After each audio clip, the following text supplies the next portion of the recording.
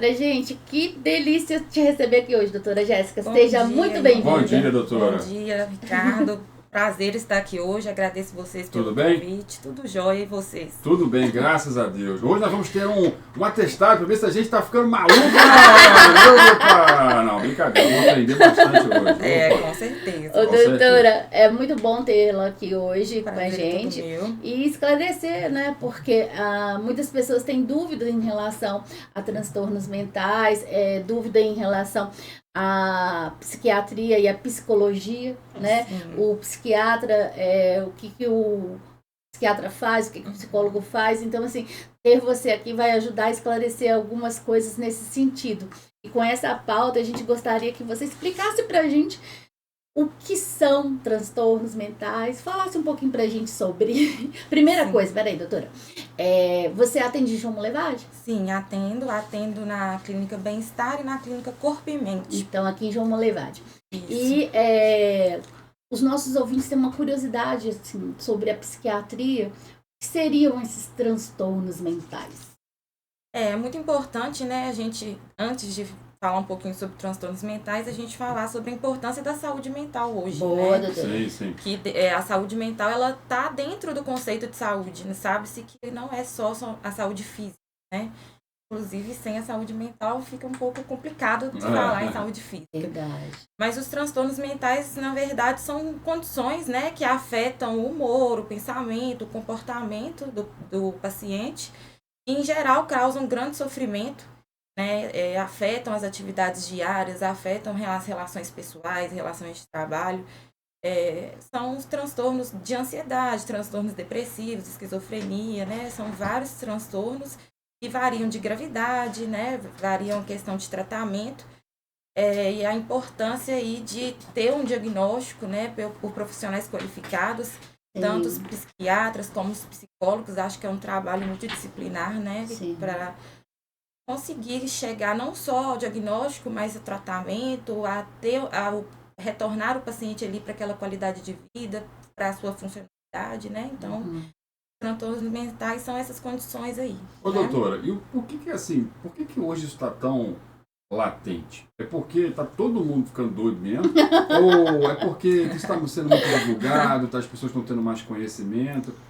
O que tá acontecendo? Hoje se fala mais em saúde mental, né? Antes era um tabu, inclusive. Era aquele ditado de que psiquiatria era coisa de louco, né? De doido. E não é, né? Hoje não. Então, assim, isso é uma coisa boa, né? Porque as pessoas têm mais acesso à informação e, consequentemente, procuram atendimento com menos preconceito mesmo, que eu acho que é o que tinha.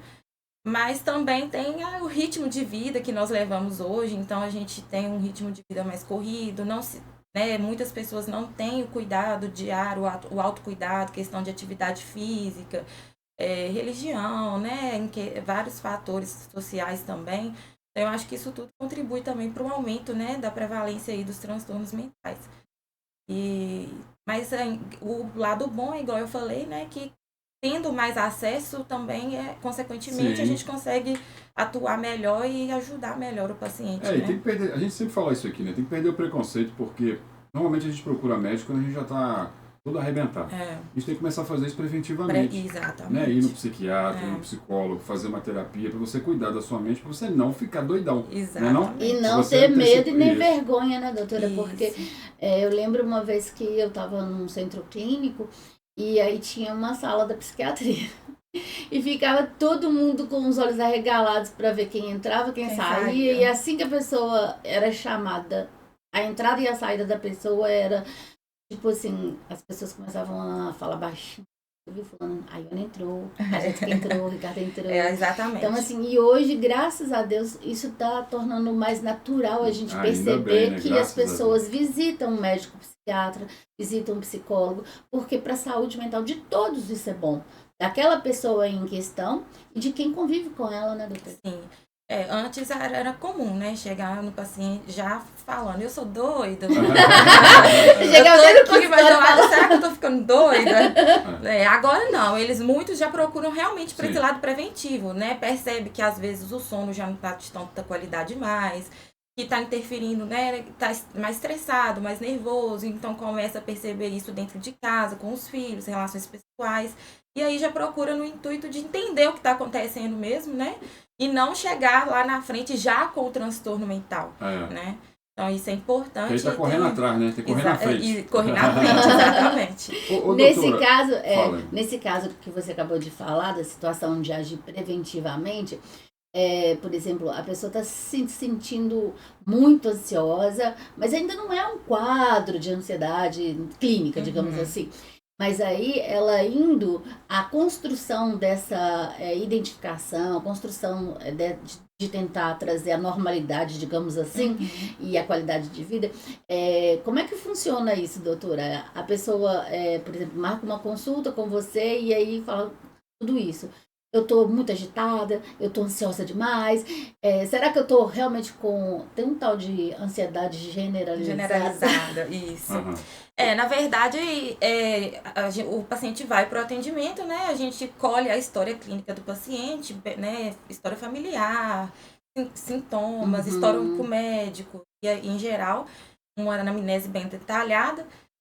Quando é necessário também é importante a gente descartar causas orgânicas para aqueles sintomas, então exames laboratoriais, exames de imagem, né? E aí a gente tentar entender o que está acontecendo ali com o paciente. Não necessariamente, nem sempre precisa de tratamento medicamentoso, né? Ótimo! Exatamente. Eu costumo falar com meus pacientes que a parte não farmacológica é 70% ou 80% do tratamento na maioria das vezes. E também isso é um tabu que é quebrado, porque nem sempre o paciente sai de lá com uma receita de medicação. Então eu falo muito da importância de atividade física, porque hoje os estudos mostram que a atividade física junto com terapia, o acompanhamento psicológico e mudanças de estilo de vida pode ser tratamentos de transtorno de ansiedade, transtorno depressivo, dependendo de cada grau, é claro, né? E ser efetivo. E ser totalmente efetivo, tanto quanto a medicação, que né? Bacana. Então, a gente tem que... É muito individual, né? Um acompanhamento, de cada ser humano é uma história diferente, são sintomas diferentes, mas nem sempre a medicação é a primeira opção de tratamento. Não, isso aí é individualizado mesmo, né? E aí esse acompanhamento que eu sempre falo que é importante junto comigo lá na psiquiatria, mas também dos outros profissionais, um tratamento multidisciplinar, como eu sempre falo. Então, assim, não precisa de ter medo. Pode ir que, assim, se tiver indicação, é claro, a gente entra com a medicação e nem sempre é necessária. Mas também é bom frisar que as medicações estão ali para ajudar, né? Então, também tinha-se esse tabu com a medicação, de que a medicação... doutora, eu não quero uma medicação que vai me deixar sedado, vai me deixar bobo, que vai me deixar dependente, né? Que isso era uma coisa também que os pacientes sempre traziam. Não, né? Hoje tem-se diversas medicações, diversos, né? Os antidepressivos, estabilizadores de humor. Então, em geral, tudo muito individualizado mesmo, de acordo com a história do paciente, com a necessidade do paciente. Então, a psiquiatria aí tá aí para abrir o leque mesmo, para tirar esse preconceito de que existe antigamente, né, de coisa de doido, de medicamento, choque, os hospitais psiquiátricos, né? Então a psiquiatria tem mudado muito e isso é muito bom. E no caso de ação medicamentosa, para uma intervenção pontual também, né, doutora? Sim, com certeza. Se necessário. Eu achei muito legal o que você falou, doutora, porque normalmente a gente pensa isso, vai no psiquiatra pegar remédio. Né? Por falar nisso, doutor, explica pra gente qual é a diferença do psicólogo e do psiquiatra. O psiquiatra é formado em medicina, é um médico, né? Então ele trabalha com a parte medicamentosa, que o psicólogo não pode prescrever, né? E o psicólogo atua mais, então é questão clínica mesmo. E o psicólogo atua nessa questão de psicoterapia, psicoeducação. Existem vários tipos, né, de terapias hoje que o psicólogo aborda. Então, tem o TCC, tem a psicanálise. Então, assim, é um trabalho multidisciplinar mesmo. São coisas diferentes. Eu costumo falar que um é complemento do outro, Bacana. né? Um sem o outro não funciona. Então, eles falam assim, eu vim aqui porque O meu problema não é com o psicólogo. O psicólogo não dá conta. Eu falo, não, tá errado. É os dois. A gente tá aqui, mas tem que ir lá também, né? E já aconteceu o contrário, de ir direto em você e aí a pessoa, Sim. você faz a consulta e fala assim, oi, Ione, nós vamos fazer paralelamente um tratamento comigo, psiquiatria, e com a Mirlaine na psicologia, por exemplo. Sim, é frequente. Sempre. A gente trabalha assim, bem em conjunto mesmo, né? Então, estou precisando de uma avaliação, você pode atender para mim, e aí vice-versa, né? A gente vai vendo a necessidade do paciente e aí a gente vai complementando ali, né? Mas eu gosto de frisar isso, de que o psiquiatra, apesar de ter essa parte da medicação, né? Ele precisa do psicólogo junto também, é um trabalho complementar, né? Isso é importante, você que está ouvindo a gente entender que, assim, que nem a Ione falou, há um passado recente, as pessoas ficavam com preconceito, com vergonha. Cara, não liga para a opinião dos outros, não, né? Porque a gente olha para outra pessoa, a pessoa já está julgando a gente, Sim. às vezes a pessoa está muito pior que a gente. Tá completamente desbaratinada, tá fazendo tudo errado na vida dela, então não liga para a opinião dos outros, não. O importante é você se cuidar, você se tratar, não é, doutor? E assim, quanto mais a gente antecipar o problema, melhor. Com certeza. A gente fazer uma consulta preventiva, a gente também, eu não sei se tem isso, aí você me fala, por favor.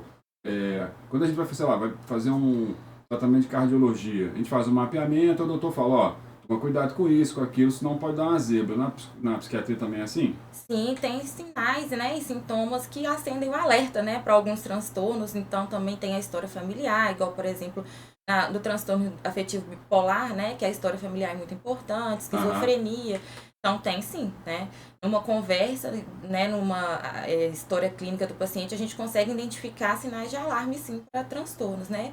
E aí, orientar o paciente também a justamente ter um comportamento mais funcional diante daquilo ali, para poder prevenir, literalmente, se tornar um transtorno, né? Entendi. E, Como doutora, pais... peraí, só perguntar um negócio, rapidinho.